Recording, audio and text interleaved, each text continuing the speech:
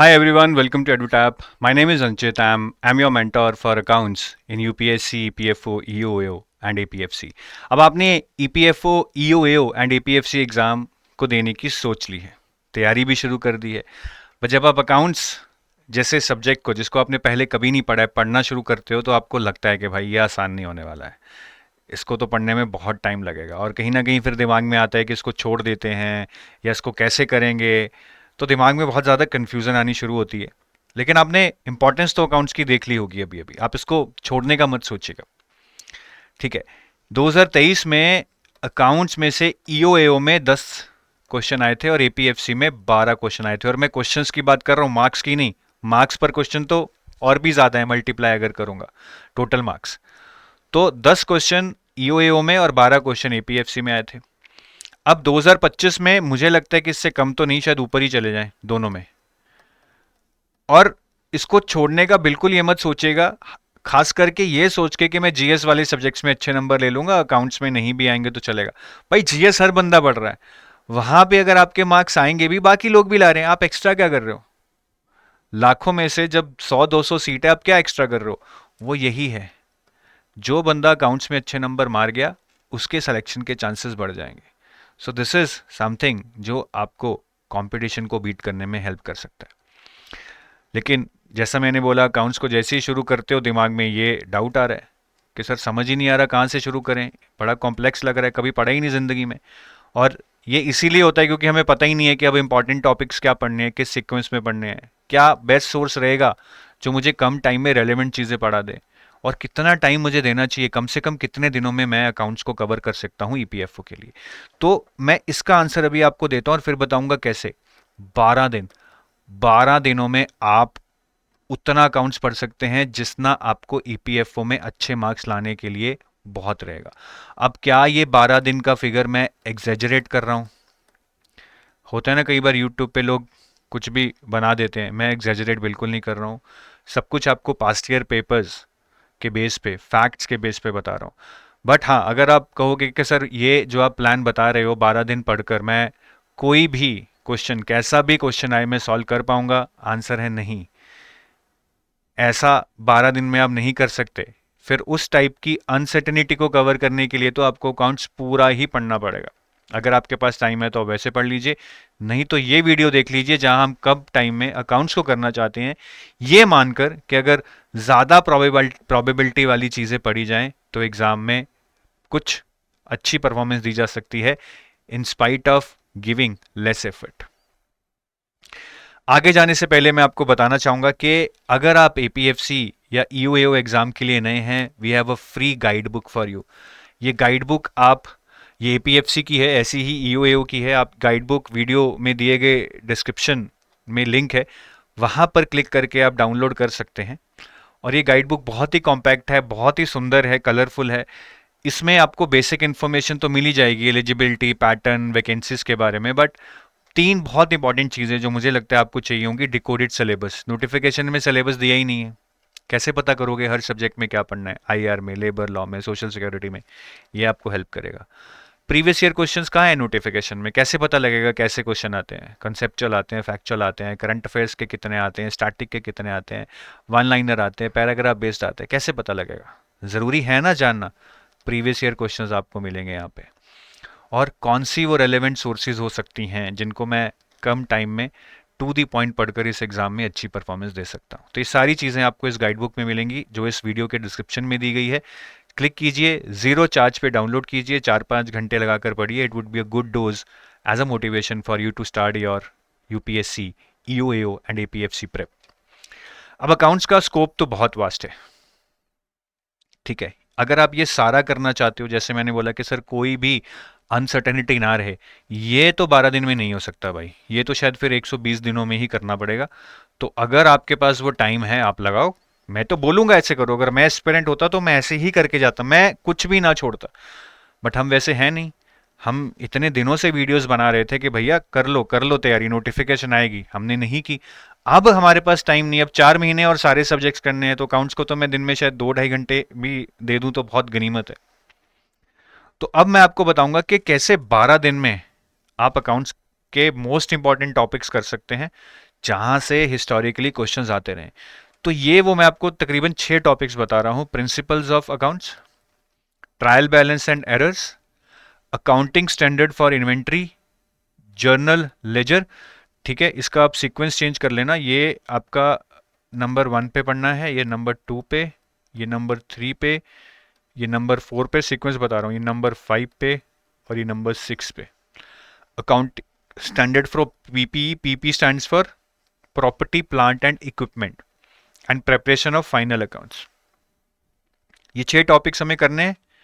ठीक है, और इनमें से अगर आप क्वेश्चंस देखो, ईपीएफओ एपीएफसी में मैंने बताया था 12 क्वेश्चन आए थे, और ये 12 के 12 आप काउंट कर लो, यहीं से आ रहे हैं। 4 + 3 7 + 1 8 9 10 2 12। यहाँ पे मैंने बोला था 10 क्वेश्चन आए थे। 2 + 1 3 2 5 2 7 8 9, ये 9 क्वेश्चन आउट ऑफ 10 इन्हीं टॉपिक से आए हैं। और यहाँ पे 12 आउट ऑफ 12 क्वेश्चन इन्हीं टॉपिक्स में से आए हैं। तो है ना ये टॉपिक्स इंपॉर्टेंट है ना ये टॉपिक्स ज़्यादा प्रोबेबिलिटी जहाँ से क्वेश्चंस आएंगे एग्जाम में। तो इनको अच्छे से नोट कर लो, वीडियो को पॉज करके इनको अच्छे से लिख लो। ठीक है, अब मैं इनके सब टॉपिक्स भी आपको बताऊंगा कि इनके अंदर क्या क्या पढ़ना है। लेकिन जो 12 दिन आपको लगाने हैं वो कैसे लगाने हैं। पहला चैप्टर बहुत बेसिक है, एक दिन में हो जाना चाहिए, अच्छे से करना। लेकिन प्रिंसिपल्स ऑफ अकाउंट्स बहुत समझने वाला चैप्टर है। जर्नल लेजर 2 दिन में हो जाएगा। ट्रायल बैलेंस एरर्स भी 2 दिन में हो जाएगा। Accounting standard for inventory again 2 दिन में हो जाना चाहिए।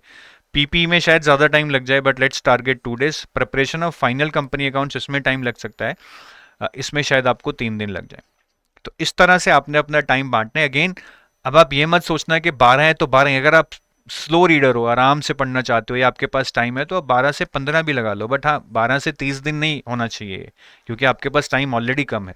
तो 12 to 15 days is more than sufficient to cover this if you spend 2 to 3 hours daily.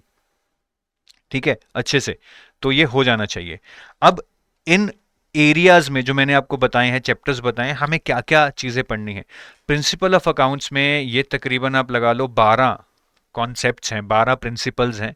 ये आपको बहुत अच्छे से समझने हैं। एग्जाम में बस 1 लाइनर क्वेश्चन आएगा इस पे, और आराम से हो जाएगा if you have clarity about this principles. Entity concept, money measurement concept, periodicity concept, revenue recognition concept, accrual concept, matching concept, going concern concept, cost concept, dual aspect concept, full disclosure concept, consistency concept, conservatism बोलते हैं इसको, objectivity and materiality concept. अभी आपको नहीं समझ आ रहा होगा कि मैं क्या बोल रहा हूँ, किताब उठाओगे तो आराम से समझ आएगा, बिल्कुल मक्खन की तरह। ये देखिए क्वेश्चन आए हैं, बिल्कुल ये जो मैंने बोला, ये देखिए। ठीक है, ये कंजर्वेटिज्म, मटेरियलिटी, कंसिस्टेंसी, यही मैंने आपको दिखाया है। Consistency, conservatism, materiality. इसी तरह ये गोइंग कंसर्न, कंसिस्टेंसी, एक्रूअल, ये सब कुछ है इसमें। ठीक है, ये एक्रूअल है, ये गोइंग कंसर्न है। ये सारे क्वेश्चंस आप आराम से कर सकते हो अगर आपने ये प्रिंसिपल्स ऑफ अकाउंटिंग पढ़ लिए। नेक्स्ट है जर्नल लेजर। जर्नल लेजर में डेबिट क्रेडिट का कॉन्सेप्ट समझना है, कॉन्सेप्ट ऑफ डुअल एंट्री समझना है, जर्नल कैसे बनता है, लेजर कैसे बनता है, और ये जरूर कर लेना nominal, personal and real accounts. इसमें से भी क्वेश्चन आए थे, जैसे कि ये क्वेश्चन आया हुआ है आपका, गुडविल अकाउंट क्या है, पर्सनल है, रियल है, नॉमिनल है। ठीक है, यही चीज़ मैंने आपको 5th पॉइंट में बोली है। यहाँ से दोनों में क्वेश्चन आए हैं, ईओएओ में भी आया है, एपीएफसी में भी आया है। नेक्स्ट है हमारा ट्रायल बैलेंस एंड एरर्स। तो यहाँ पे ट्रायल बैलेंस कैसे बनता है, और ये बहुत बहुत इंपॉर्टेंट है। ट्रायल बैलेंस में जो एरर्स होते हैं, errors of omission, errors of commission and errors of principle, इसको जरूर कर देना मेरे भाई। और एरर्स को रेक्टिफाई कैसे किया जाता है मैं आपको दिखाता हूँ। ये देखो, ये क्वेश्चन आया है, एरर्स इन ट्रायल बैलेंस। ठीक है, ये भी क्वेश्चन आया है कि ये किस टाइप का एरर है, कमीशन, प्रिंसिपल, ओमिशन। ये वही चीजें हैं जो मैं आपको इस पॉइंट में बोल रहा हूं। नेक्स्ट है अकाउंटिंग स्टैंडर्ड फॉर इन्वेंट्री। इसमें FIFO, LIFO, weighted average method कर देना। फिर इन्वेंट्री के केस में रॉ मटेरियल की अकाउंटिंग कैसे होती है, and finish goods and work in progress की अकाउंटिंग कैसे होती है, ये पढ़ जाना। ये देखिए आपका क्वेश्चन आया था फीफो, लिफो पे आया था। तो ये जस्ट पार्शियल क्वेश्चन है, इसके ऊपर एक डेटा दिया था टेबल एग्जाम में, मैंने यहाँ नहीं डाला है। तो ये भी बहुत अच्छा क्वेश्चन था। और क्वेश्चन आसान नहीं आए भैया, कॉन्सेप्चुअल आए हैं। ठीक है, मैं आपको भी पढ़ के नहीं सुना रहा, क्योंकि आपके लिए क्या है ना कि एक तरह से फारसी है ये, आपको नहीं समझ आएगा कि क्वेश्चन कॉन्सेप्चुअल है, फैक्चुअल है। बट अच्छे क्वेश्चंस आए और न्यूमेरिकल्स भी आए हैं। ऐसा नहीं है कि न्यूमेरिकल नहीं आए, मतलब सॉल्वेबल न्यूमेरिकल्स आए हैं। Next, accounting standard for PP. तो इसमें एक बहुत इंपॉर्टेंट कॉन्सेप्ट होता है कि हम जब भी कोई चीज़ लेते हैं उसकी कॉस्ट में क्या क्या ऐड होता है और क्या क्या ऐड नहीं होता। जैसे कि मैंने सपोज कीजिए एसी लिया, तो एसी की कॉस्ट तो आएगी, बट क्या एसी को इंस्टॉल करने की कॉस्ट भी मैं उस प्रोडक्ट में ऐड करूंगा? क्या एसी को दुकान से मेरे घर पे लाने की कॉस्ट भी क्या मैं उस एसी की कॉस्ट में ऐड करूंगा एज पर अकाउंटिंग? तो ये बहुत अच्छा कॉन्सेप्ट है जो आपको सीखना चाहिए। फिर डेप्रिसिएशन क्या होती है, मेथड्स ऑफ डेप्रिसिएशन क्या हैं, straight line, diminishing balance method, units of production method, ये आपको बहुत अच्छे से पढ़ना है। ये डेप्रिसिएशन पे भी क्वेश्चन आया है। ये देखिए, डेप्रिसिएशन पे स्टेटमेंट्स थी और आपको नॉट करेक्ट स्टेटमेंट ढूंढनी थी। फिर है प्रिपरेशन ऑफ फाइनल अकाउंट्स। ये कैपिटल और रेवेन्यू एक्सपेंडिचर का कॉन्सेप्ट जरूर समझ लीजिए। फाइनल अकाउंट्स बनाते हुए एडजस्टमेंट एंट्रीज होती हैं। जैसे कि सपोज आपने किसी को इंश्योरेंस ली साल की और उसको आपने 10,000 दे दिए, ये आपने पैसे दिए दिसंबर में, लेकिन आपने तो पूरे साल का दे दिया, ठीक है, लेकिन दिसंबर में दिए। अब उस फाइनेंशियल ईयर में दिसंबर टू मार्च में क्या ये पूरा 10,000 यूज हो जाएगा? नहीं, इसका 1/4 होगा ना, क्योंकि बाकी तो अगले फाइनेंशियल ईयर में जाएगा, अप्रैल टू दिसंबर। तो इस तरह की जो एडजस्टमेंट एंट्रीज होती हैं वो हमें सीखनी है। और शेड्यूल 3 बहुत इंपॉर्टेंट है। पिछले साल इसमें से क्वेश्चन नहीं आया था कोई, बट मेरे हिसाब से इस साल आ सकता है। तो शेड्यूल 3 बेसिकली हमें यही बताता है कि हमारी फाइनेंशियल स्टेटमेंट्स का फॉर्मेट कैसे एक फॉर्मेट होना चाहिए, कैसे वो कंसिस्टेंट फॉर्मेट होना चाहिए जिसको देखकर कोई भी उनको आसानी से समझ सके। ठीक है, तो ये सारे टॉपिक्स आपको करने हैं। और ये क्वेश्चंस आए हैं कुछ रेवेन्यू एक्सपेंडिचर और कैपिटल एक्सपेंडिचर पे, जो मैंने आपको पहली लाइन में बताया था।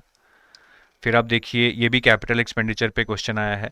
तो सारे टॉपिक्स जो मैंने निकाले हैं वो बहुत अच्छे से एनालिसिस करके निकाले हैं। आप खुद भी प्रीवियस ईयर पेपर्स को देखिए, मैच कीजिए, जो मैं बोल रहा हूँ वो सही है नहीं उसका पता लगाइए, तभी आपको इस स्ट्रैटेजी पे कॉन्फिडेंस आएगा।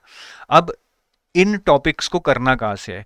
देखिए, फर्स्ट 3 टॉपिक्स, ये और ये आप एनसीईआरटी क्लास 11, ये मैंने 9th लिख दिया, 11 क्लास की पार्ट 1 एनसीईआरटी आप ले लीजिए। उसमें 2 पार्ट्स हैं, पार्ट 1 एंड पार्ट 2। अभी पता नहीं क्या है भैया, हमने तो 2 ही पार्ट पढ़ रखे हैं।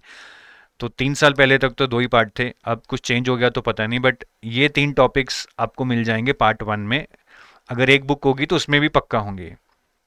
और next 3, inventory, PPE and preparation of final company accounts, आपको मिलेगा आईसीआई मटेरियल से। अभी आईसीआई मटेरियल क्या है?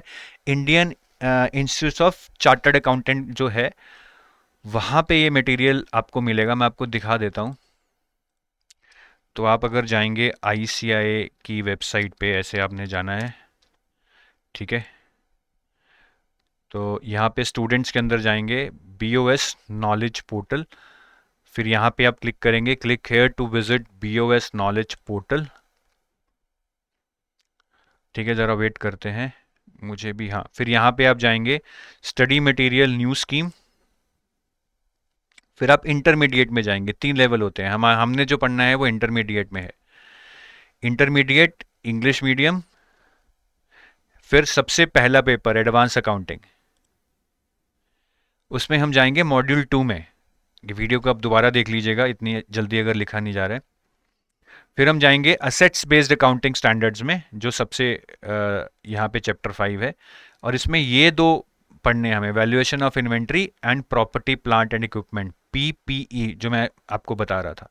तो ये 2 आपको पढ़ने हैं, ठीक है। और उसके बाद हम जाएंगे